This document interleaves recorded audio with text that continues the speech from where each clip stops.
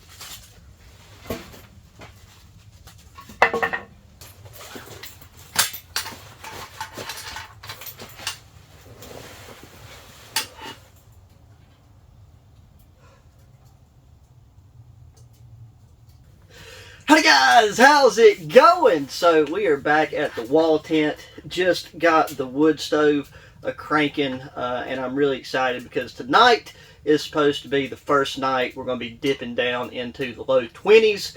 And based off of the way that wood stove cooked me out of here the last time that we used it, those are the temperatures that we need to be seeing in order to fully enjoy this setup. Now, if you've seen the last wall tent video that we did, that was just me coming down here. That was right after my surgery, so I was so congested you couldn't understand what I was saying. But I will explain more of detail. It's probably out of frame right now about this water purification system. And brought those racks down here and brought a load of firewood and set up that canvas tarp to cover it up.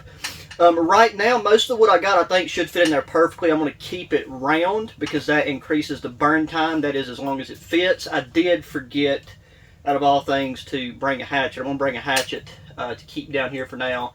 And then depending on the types of wood, the size of wood that I bring, I might bring and leave a split and maul or more of a forest size axe. And in this one, we're going to be mixing a lot of old school, being the wall tent, the wood stove, you know, the rustic feel, but I also brought a good bit of technology with me on this because I brought a better set of string lights, like brighter string lights, like the ones with the bulbs, because those fairy lights are great, but you know, you have to recharge them, all that stuff. It's not easy to have them, like, keep them plugged in while you're using them, and they give off minimal light. They give off a perfect amount of light for being in here, but for filming purposes.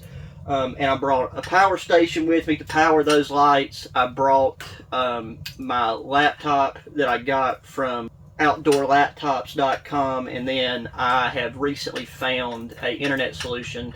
And not to take away from the rustic feel of everything, but I mean, obviously I need to be able to work on certain things when it comes to videos and everything whenever I am spending extended periods of time out in areas such as this. Satellite internet options just are too unreliable.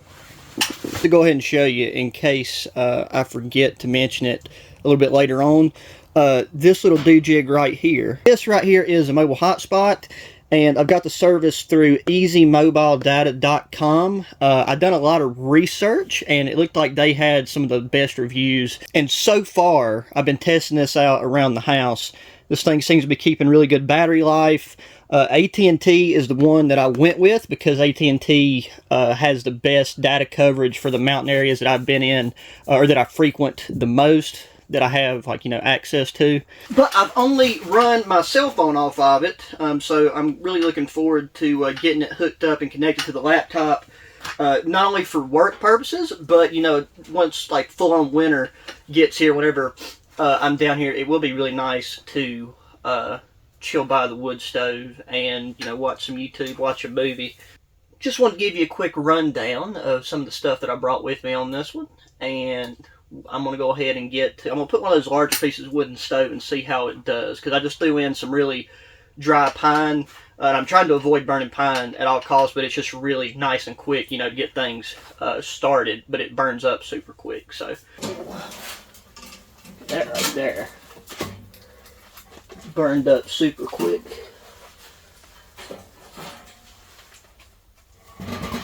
Some of these pieces might be a little bit too big, which is fine. I'll just have to bring something down here. Got a nifty collapsible bellow. In case you're new, I always try to link to the gear and stuff that I use, as long as it is still available on the interwebs.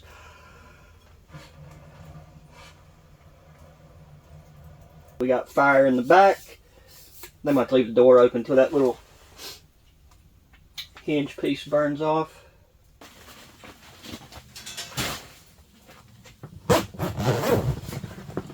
Also brought a queen size wool blanket, because it's easier to regulate your temperature and stuff with a blanket. And I also brought a Woobie just in case that we could slip inside of it. So there is our tough book from outdoorlaptops.com, and then I brought, I hope this is charged. I actually didn't check that either. But yeah, vector power station, 100%. This thing right here has 1,000,000 times more power than we need for what we're doing, just to keep things charged up and to run our string lights. I don't know if it's going to sit on this table without sliding. Hey, there we go. Here's our lights. These are the ones that I took with me and my dad when we done that kayaking trip on Deer Island. Go check that out if you hadn't already. That was been a while back. And then I brought some zip ties, and I'm going to see if I can figure out a way to string these up.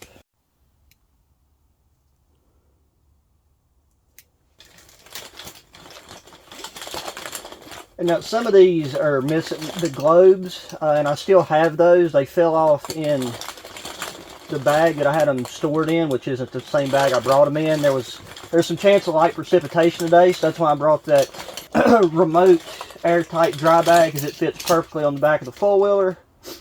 Although the laptop is very, very water resistant. Like, you know, in that one video I demonstrated that by setting it out in the rain for a good bit, and that's what it's designed for. That's why it's an outdoor laptop.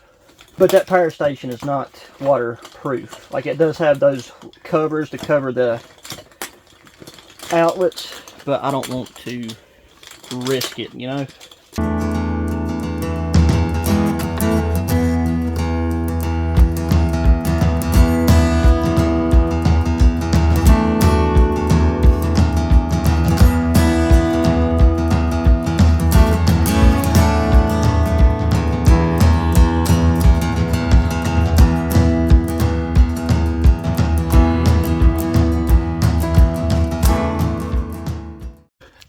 And while I was doing that, I'm going to have to restart the wood stove because there was just not a large enough coal base in there to get these really hard pieces of large wood going. So it's a learning process.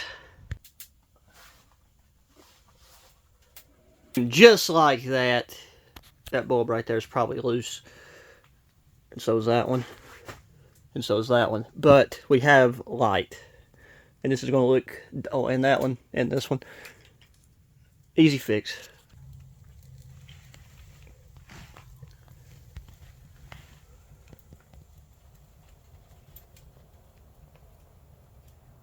So you might be able to hear we got the stove roaring back to life. And now, I'm going to attempt to, oh, no, this thing does not have grippers on the bottom. I'm glad the laptop does though, so it doesn't slide around. So there is our internet. There you have it. So we are fully connected and ready to go. So we have off-grid internet that is non-satellite based. So the other nice thing though is you could get multiple of these and have different cellular providers. So in most situations you're good. But this right here is hands down the best option for these mountainous areas because, I mean, you know, they add cell towers here and there constantly. So if anything, you could find a location where you probably got cell service. So anyways, over there we got that thing a roaring and a rolling. I got a bunch of sticks stuffed in here, so that should get things caught plenty good. We, for lunch, we're going to be having cream of chicken with herb soup and crackers. It'll be the first time using this pot that I thought, because like during the winter, especially if I'm out hiking a lot, I tend to eat larger pot meals. So I think this is a great size for one person.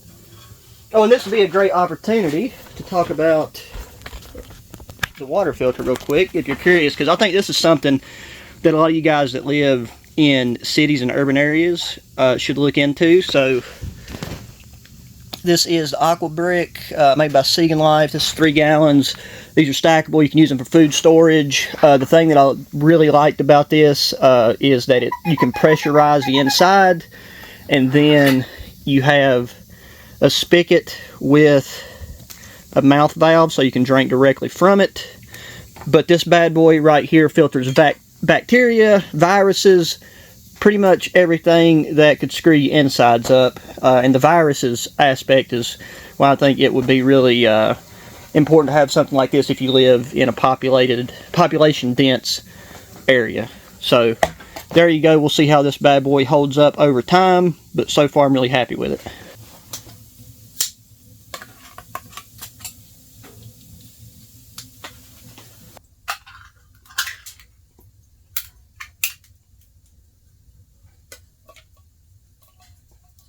Right here is the cool part. This is pressurized, or it should be. I did drink a good bit out of it, so okay, it's low pressure right now, but you can pump it as you go, or you can pre-pressurize it. You can take and fill this out of a stream or anything, so it's got a wide mouth on it. One thing that I do want to mention too about this pot that I like that you don't always have the fortune of having happen is the lid actually kind of sits down inside the pot so it stays on good and it doesn't, you ain't got to worry about it just like sliding off. And as you can hear, titanium gets going quick.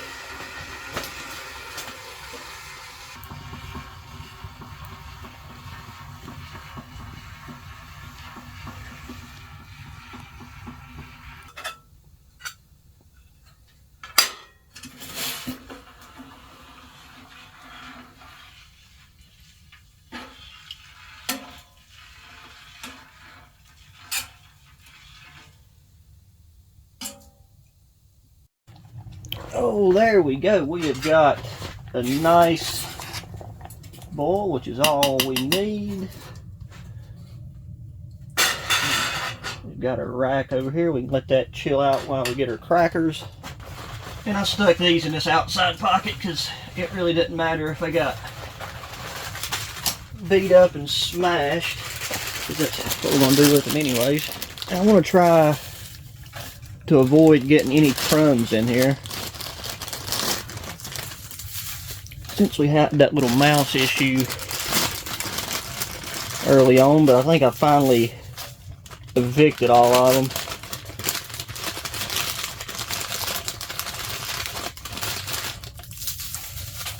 Well, I just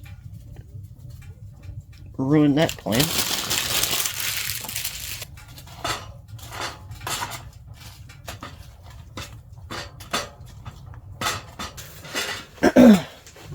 Well, I was waiting for this to cool down a bit. I was able to take and respond to some business emails, so that little system right there is working mighty fine, and you can't beat sitting by a wood stove having a nice pot of soup.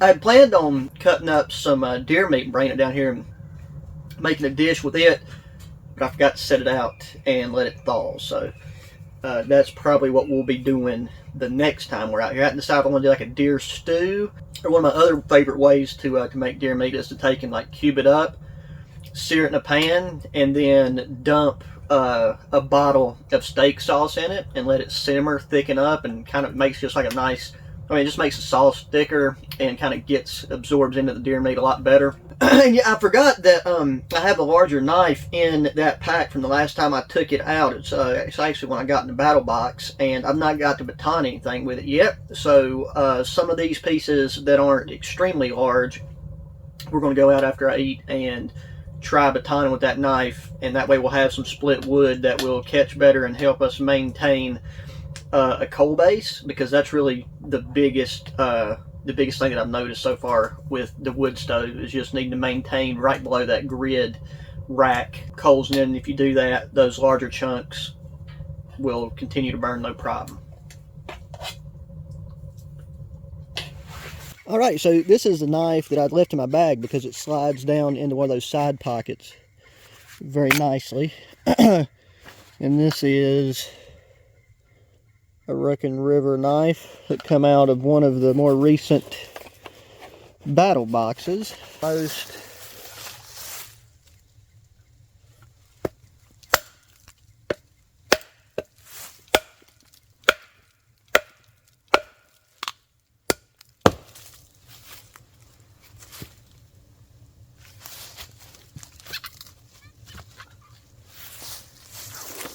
Okay, well, that definitely failed the batoning test. Just like 2 whacks in, and the belly of the blade sheared off.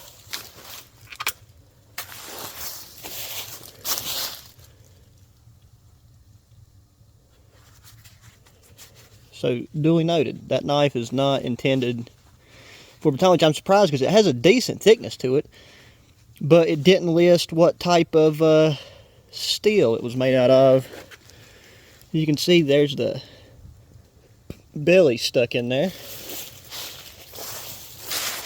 It's pretty much a goner.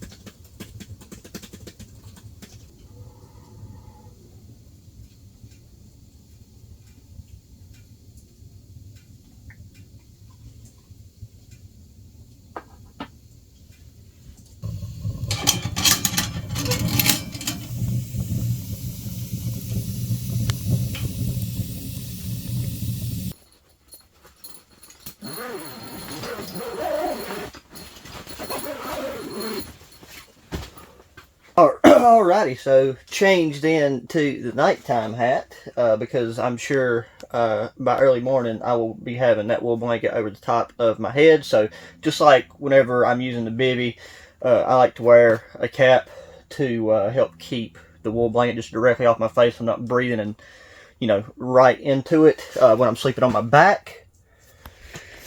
I went ahead and made some food because I had to charge my phone. I let the battery get really low, and then I didn't realize that I needed to charge it. I went ahead and ate, then I went out and just collected a bunch of small sticks so that in the morning we're good to go.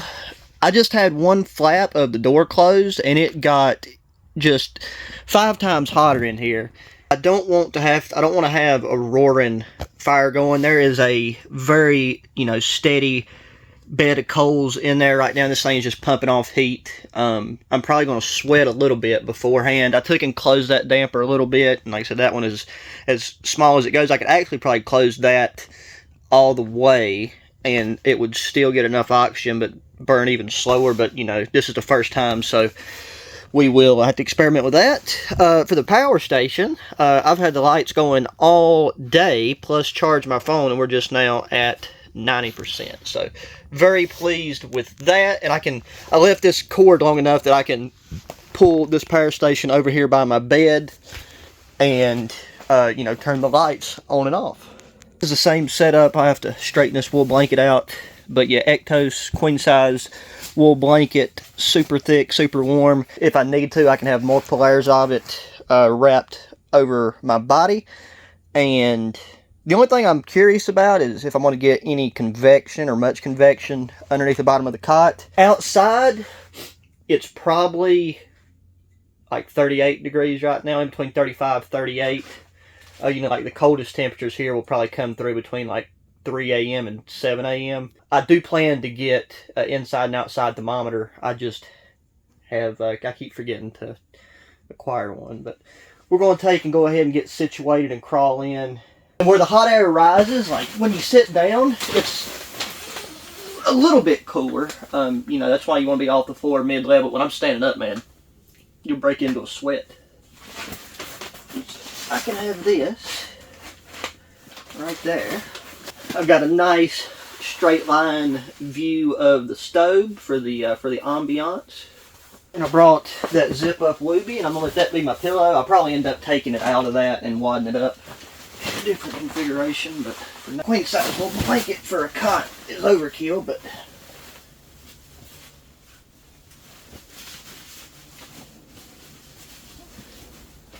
because we've slept out with this one quite a few times. This is the one that got chewed on, a hole chewed in it by a mouse while we was sleeping in it during that one camp. But essentially,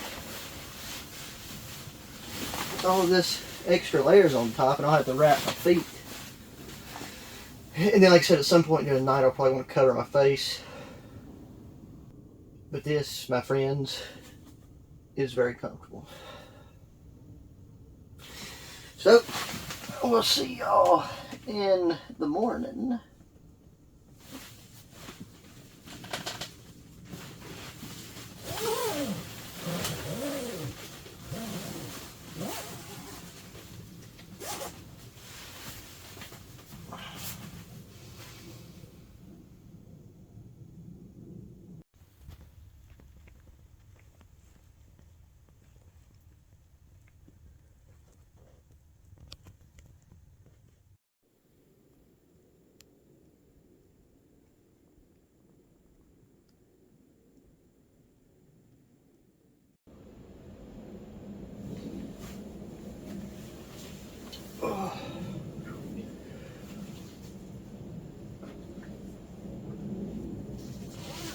Oh, good morning, guys. It is definitely pretty cold this morning. It is time to get that wood stove cooking. It is about 7:25, 7:30. The sun is just getting ready to poke over the ridge over that way.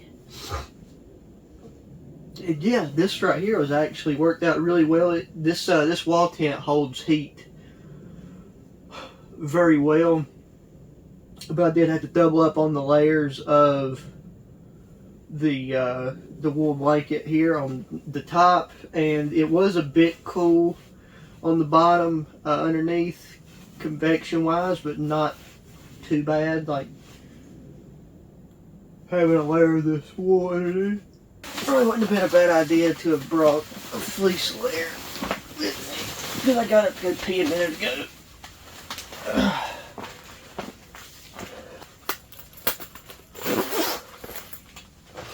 There we go. That'll shed some light on the equation. Didn't even think to turn those on a second ago. This right here is why it is important to have this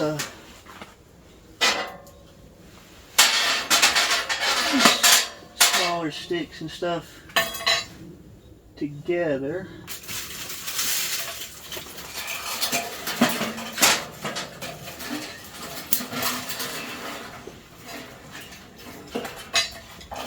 Figure out is what I'm going to do for a ash pan.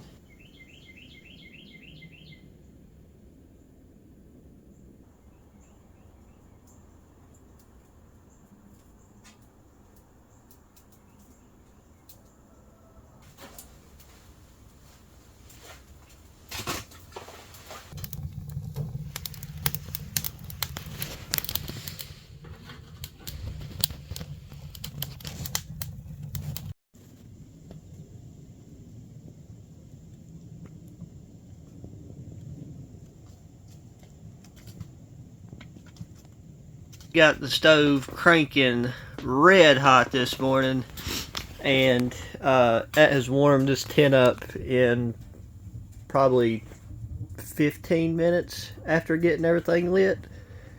So stove is very efficient for a tent this size. It's actually overkill for a tent this size, but I'll take it.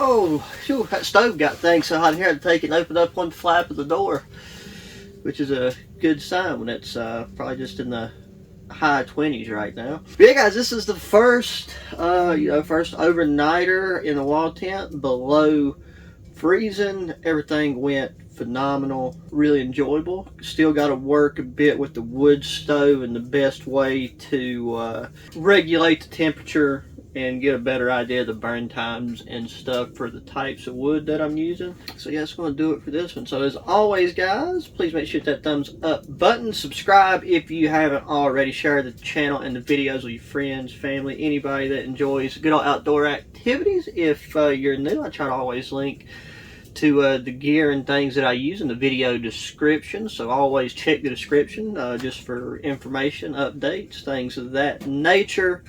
And until the next one, guys, adios.